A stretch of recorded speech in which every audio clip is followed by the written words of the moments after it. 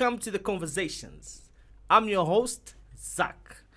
Today is an interesting day because we'll be celebrating women. But just to give you a quick understanding of what the Conversations is all about. The Conversations is a podcast that discusses issues around mental health, around our day-to-day living, things that concern us on a daily basis. And we bring specialists in terms of mental health specialists. We bring people that have been battling with issues containing depression and whatnot. We bring quite a number of different types of guests. So on today's show, I have a very interesting guest. And by the way, we're celebrating Women's Day. Why didn't the producer get a lady to present today? Would have been nice. Imagine, yeah. So today we have a good a theme to the show, which is celebrating the beautiful journey of becoming. And I have a guest. Her name is Kaluba Champo. Yes. Kaluba Champo. By the way, Kaluba Champo is a blogger. Yes. She's a blogger. She writes a lot concerning things that concern women, men as well, on our daily journey of life. Kaluba Champo, welcome to the Conversations. Thank you, Zach. I'm so happy to be here. I'm excited to have you on Yeah. the Conversations. You know, I think we're going your to your blogs are beautiful. They're beautiful, very insightful, Thank and it's good to have you on the show. Tell us a little bit about yourself.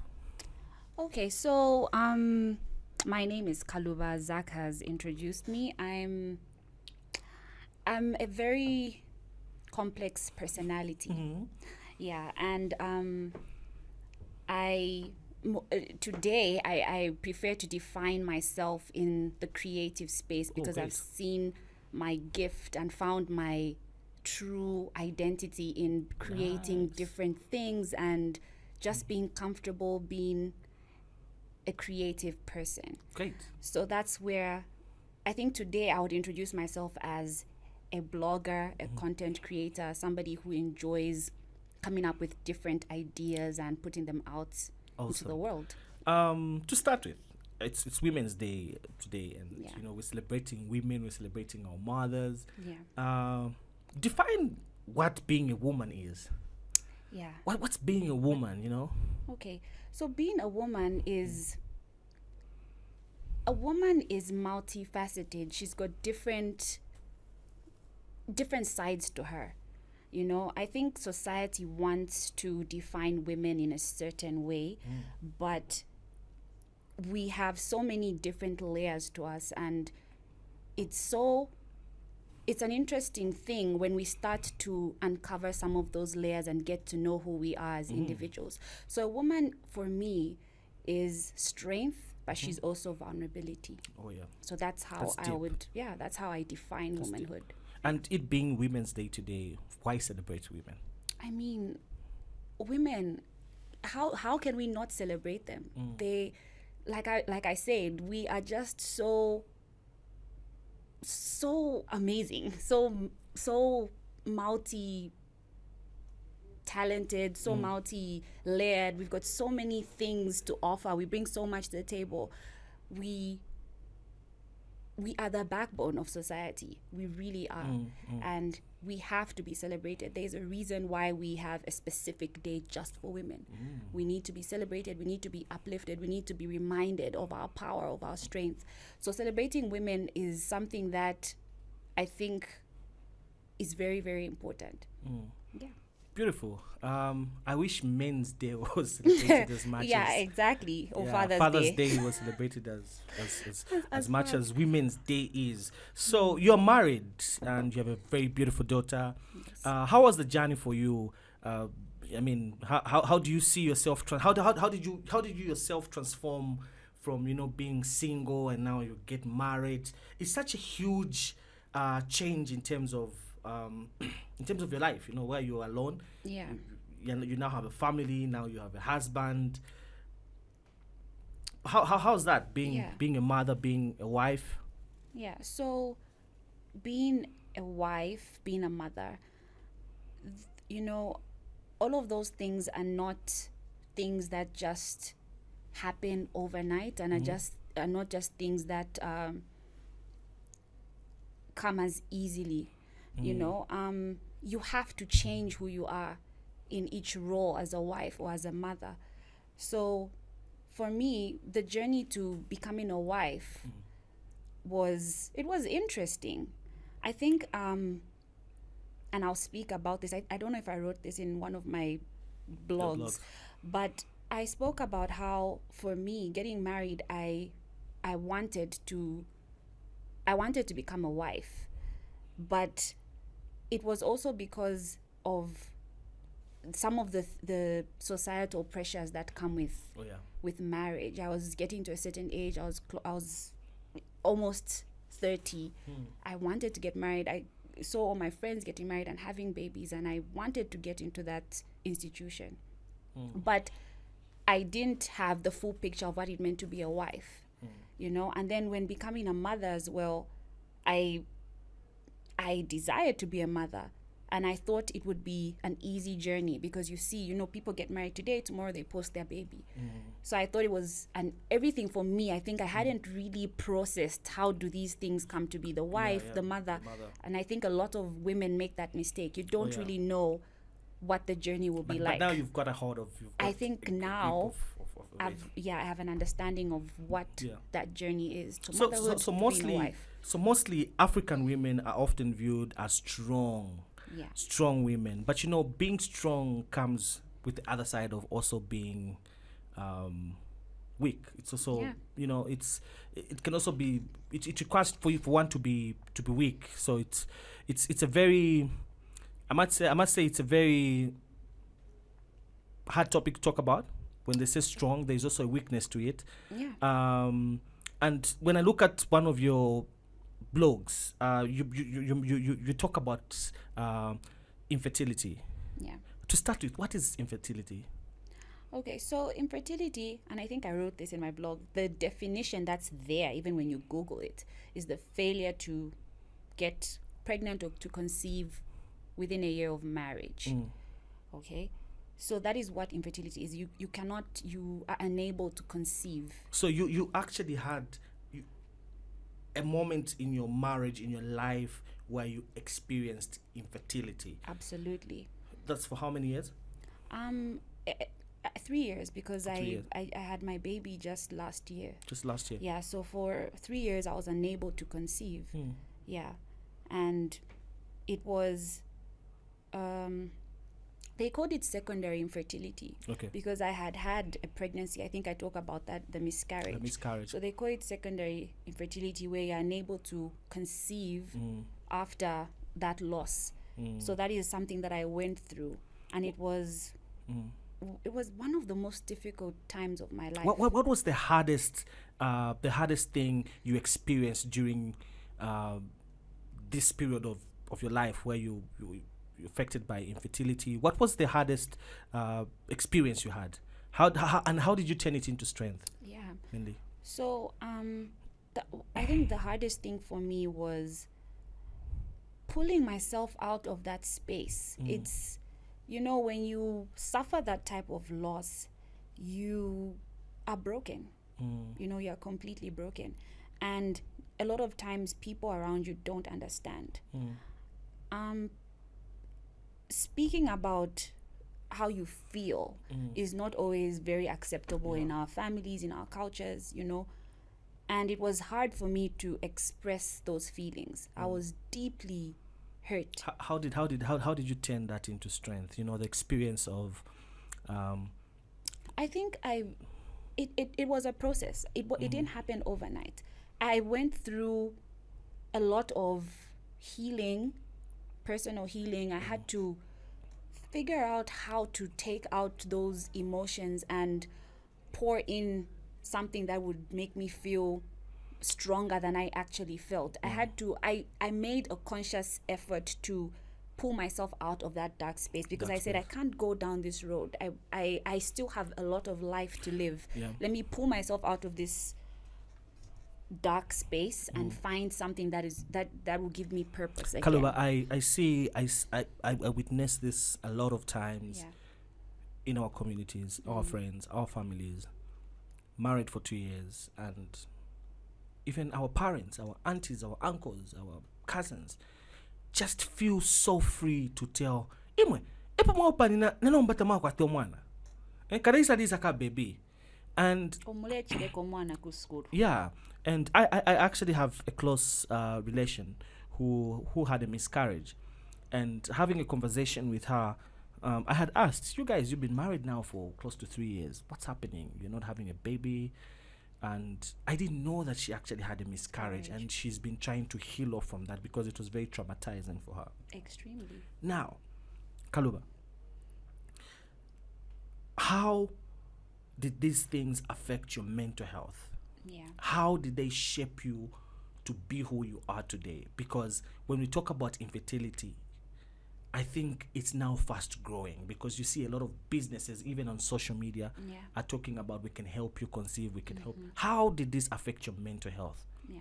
As a young lady, just got married, expecting to have a beautiful home, beautiful family, children. How did that affect your mental health, and how did you pull through? Because it affected me greatly, like I said, and I just want to speak about that comment that you just passed about how people feel entitled to ask you certain questions when you get married about when are you going to have a baby, why don't we hear a baby crying in this house, or when you, for me, I think that the biggest test for me was the test on my faith, because I would go to church, and honestly speaking, there would be people in the church looking at my stomach.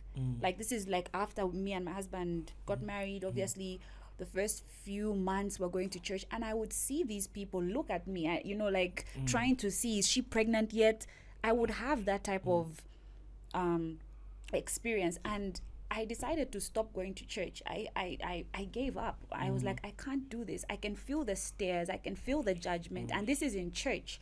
So I said, let me just stop going to church so that I can have peace of mind. They didn't know that I had just had a miscarriage and I was going through so much, but people still felt they could judge, they could have an opinion about when will I have a baby. That was very difficult. So like you said, you don't know what's going on in people's homes or in their marriages, and people should never feel that entitlement to ask, what's happening in this house, what's going on, those types of comments. You don't know what's going on behind closed doors. You don't know the trauma that couple is facing, and you don't know their fertility journey, and some couples don't want to have a baby. So why are you putting your opinion into maybe a decision that they've made? They don't want to have a baby. Some people are struggling. Some people are going through so many health issues. But was your husband supportive in this? Because I believe, since you say it was secondary infertility. So you actually went to the hospital and checked, and they told you. And how did your husband take that? Yeah, so when I had the miscarriage, I write this in the blog. They say a lot of my friends and maybe my family would say things like, don't cry too much, because I don't know I don't know who said this. Maybe it was a nurse. She said to me, this is after I had the miscarriage. She said to me, don't cry too much, because you're going to discourage your husband. And that really stuck with me, because I didn't understand what she meant. I had just gone through something really difficult, really traumatizing, and she's telling me, don't cry because you're going to make this person feel like this. So I think for my husband, he was supportive until a point where we started having trouble. And I can when I look back, I can say the fertility issues, the not having a baby in the home, it played a big role in some of the toxicity that began to happen in the marriage, because it's really a difficult thing. These are very sensitive issues when it comes to infertility, and sometimes maybe the pressure wasn't even coming from him. Yeah, exactly. And that's something that we'd want to bring here, but it's really a big thing, because it's really a big thing for both men and women. It impacts us differently, but it's the same hurt. you know, and then we also deal with it differently. I wouldn't want to talk about my husband in great detail and say how did he deal with the problems that we had. I would love to host him and talk about it. Yeah, maybe you should host him and get the male perspective. Yeah. But yeah, it was difficult for both of us. Because, being a father, I have 2 children. And, one of the things that I miss when I'm away from home is just the noise of the children. A child is making noise. You forget to take them chocolate, and they remind you the moment that you reach. You get to miss all of that. Yeah. But imagine, Not and this being is able what, to and when you're growing, you start working as a young man. You want to look forward to having children. By the way, men have got a very huge curiosity of how their children look. Yeah. And if a child is not coming in a home, it actually affects them mentally. But these are things we don't talk about. And What do women need to be healthy, both in mind and in spirit, especially women battling with such issues? Yeah. So, first of all, like for me, I'm always very proud of the fact that I pulled myself. I pulled myself out of that space. But you had people that you talked to. Of course. I'm not going to say I didn't have a support system. There are some people who, they helped me a great deal.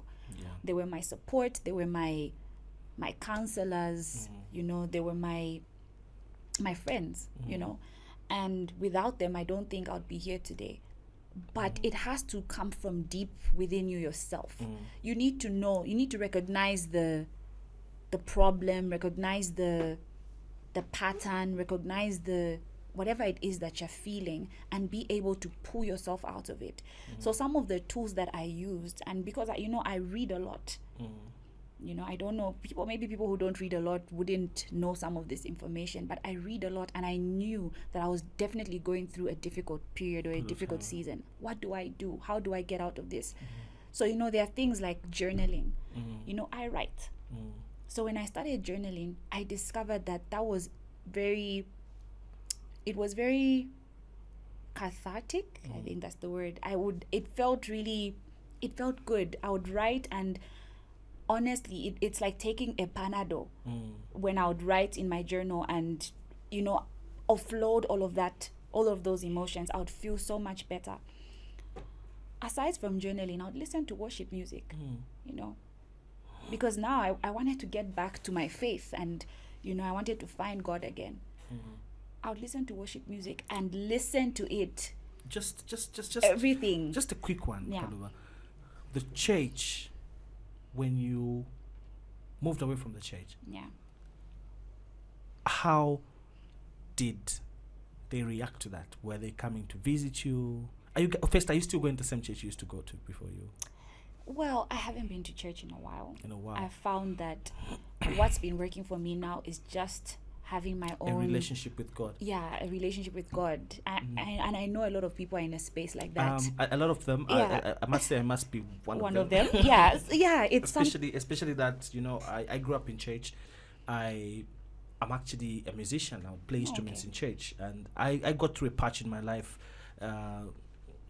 where things didn't go well for me, and the church were not very supportive. Yeah. And it's in such cases where you get to know someone. I think this is a discussion we can talk about relating with the church later on the podcast. Yeah, of course. But, well, you didn't get any support. Yeah, just be honest about it. Yeah, because let me be honest. Look, before you get into it, the church is actually a big thing. We call ourselves a Christian nation, yet the church doesn't voice out on a lot of things, including mental health. Yeah. Issues concerning mental health, they don't need you to tell somebody be on your knees and pray. People need counseling. People need to be talked to. Yeah. So, did they support you or not? I didn't get... I think maybe I got one visit, from maybe an elder. And I remember him saying, you need to see the pastor and tell him what you're going through. And of course, I think I went and I spoke to my pastor, and he prayed for me. And actually, we went as a couple, and we said, "This is what we're going through. This is what's happening in our home." We were prayed for, and I think that's pretty much where the whole process ended. process ended. You know, I stopped going to church, and yeah, it was. I stayed home and dealt with my issues. Yeah. Yeah. So, any shout out to somebody who was there for you when you're going through this situation? Yeah, I have a lot of shout outs. You know, for me, it was my friends. Under 30 seconds. Under 30 seconds. Okay, no, but it was my friends, and they know themselves. If it wasn't, I think I've got maybe 3 good girlfriends and my sisters, my 2 sisters. They literally pulled me out. You know, it's the messages they would send me, the things they would do. I had friends flying me to where they are so I could come out of depression, booking me at Pamozi so I could just have a night away. You know, I had friends, you know, taking me out on my birthday and making sure I'm happy. And, you know, my friends really, they know themselves. They really helped me come out of that dark space. And okay. Yeah. We sent you a message earlier on, and we asked that you shouldn't read it. Yes, I hope you didn't read it. I did not. On the conversations, we have a segment where we read anonymous messages that are sent to us because we want to help people battling with mental health issues, depression, suicidal thoughts, all of that. So on our website, www.theconversationszdm.com, there's a space where you can actually send us a message anonymous where we don't know who you are. You just send us that message, we'll read it on the show. And I would love you to pull out your phone and read this message. I specifically picked this message, Kaluba, for you because it somehow relates to a child. A baby. Yes, so here's the message. It's anonymous. Do you want me to read it? Yeah, just stand a little close to the mic. So okay. So the message says, "Hi, I'm a lady aged 24 based in Livingston. In 2018, I met a certain man. We fell in love and started dating. In 2020, I got pregnant and had a miscarriage. 2021, I discovered I was pregnant again. I told him what was going on and my condition, but instead he started behaving awkwardly. He denied his responsibilities and told me that the child I was expecting will ruin his future. And why didn't I abort?